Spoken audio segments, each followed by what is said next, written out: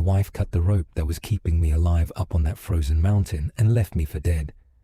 That day at the summit, I learned a cold lesson. Love got a weight limit. To her, my life weighed less than her own fear. She ain't hesitate for even a second before slicing through the nylon tying us together just to save herself, while I dropped straight into an abyss that should have been my final grave. I fell, but the snow wasn't the end for me. It was the beginning of a straight nightmare of survival.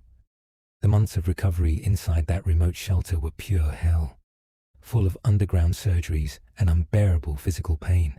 Every stitch, every bone fused back together with metal plates reminded me of the betrayal. I built myself a heart of steel just to walk again on the same ground she thought would bury me forever. I wasn't driven by hope of seeing her again, but by the ice-cold need to see what she did with the empty space I left behind in her world. When I finally made it back to my neighborhood, I ain't walked through the front door. I stayed hidden in the shadows under the oak trees, watching from the dark. What I saw turned my stomach. Some dude I'd never seen before walked outside to grab my mail. He was rocking my designer jackets and flexing a watch I bought myself after years of hustle and sacrifice. She didn't just leave me to die. She replaced me piece by piece, handing my whole identity over to a stranger, while everybody still thought my body was lost in that mountain. But the ghost from the snow came back, and this time I'd be the one cutting the rope. Wanna know how the woman who thought she ended my life is gonna react?